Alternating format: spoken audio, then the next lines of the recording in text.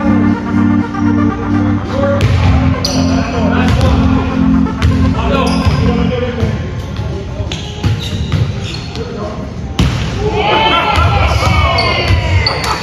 the preseason of no games, what's kind of the focus? Getting back into the gym with the fellas?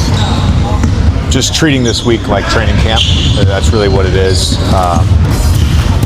You only have 3 days, and then you have 2 games.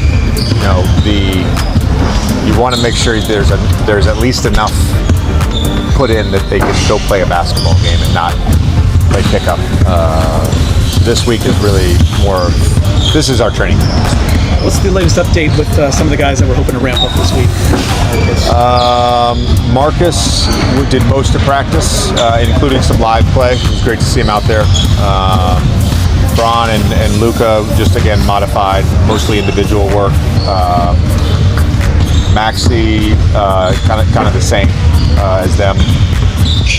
And then Gabe, like Marcus, participated in some live and then was out at the end. With this week, JJ, how much are you trying to install? Is it easy to do it when you got guys in and out? It's not easy. No, it's not easy to have guys injured. We'll do some installs.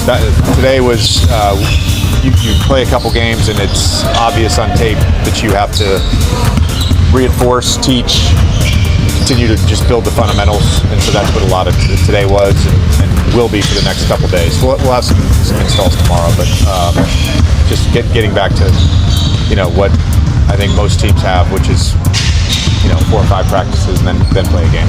Is Luca dealing with anything specific, or is it just kind of a general rest from the load management? It's not a good word. Sarcastic. The bulk of your roster is the same from last season. Did you adjust kind of your overall offense and defense with the change in personnel, or did it carry over in terms of like the philosophies or kind of the main things that you do? No, I think when you have proof of concept, where our team last year, when all those guys were healthy after the trade, I think we were 13-4, had a top 10 offense and a top 12 defense or something like that. So you certainly are going to tweak things, but there's a proof of concept and some level of, I don't want to use the word success, but some level of functionality in the group and the philosophies. But you're always looking to tweak stuff. During that sample size that you referred to, obviously it showed the success or the wins. Do you feel like there was 100% comprehension at that point? Do you feel like maybe you could, if there is more time for comprehension, you can get even? Yeah, I think the fluidity of our schemes and coverages, they executed pretty well. I know that offensively for us during those 17 games, we were the #1 shot quality in the league. So you're not going to revamp your offense if you're creating good shots, but you're certainly going to tweak stuff. And I think having it sucks that certain guys are kind of in and out of camp, but the reality is we do have some level of continuity with our main guys. Did anybody text you about LeBron retiring? You guys are idiots. I'm asking, did anybody text you? We all knew it was an ad, right? I got a lot of texts. I'm sure I got some texts. Any fun ones? No, I think most people that text me are also aware that it's probably an ad. So nobody was freaking out.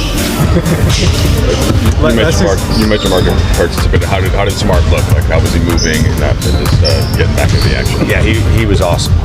He was awesome. I think given the workload of today, I was impressed that he was able to sustain his level of intensity for as long as he did.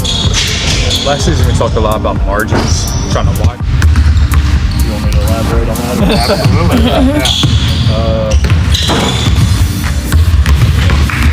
It's like, what is this?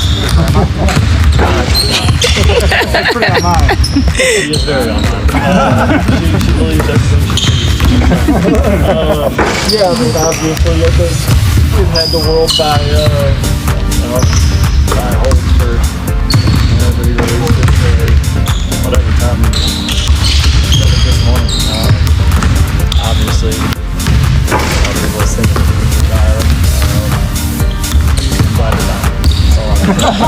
well as he wanted to the first game. I didn't think he took bad shots. All the shots were good. They all looked good.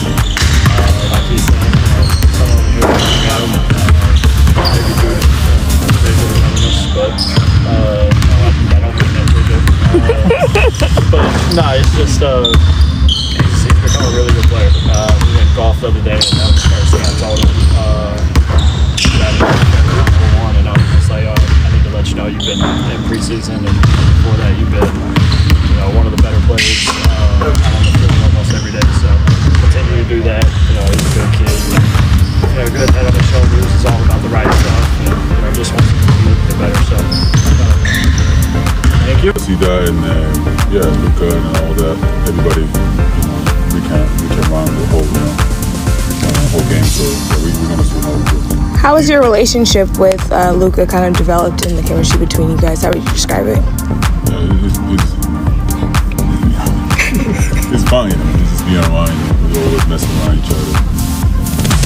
But yeah, I think for him, I always forget that he's younger than me. It's crazy. He's like 25, right? 26? Yeah, I'm 27. So. But yeah, he's been in the league for a while. He be around a lot longer than me. He teach me a lot of stuff. He always want to communicate with me about what he want me to do, being on the floor, and when he's doing this and that one. Those kind of fun stuff, and then we also talk about fun stuff, random stuff. So, what's an example of something random? I don't know. We talk about his country, Serbia. He loves Serbia music, so we always talk about how bad Serbian music is.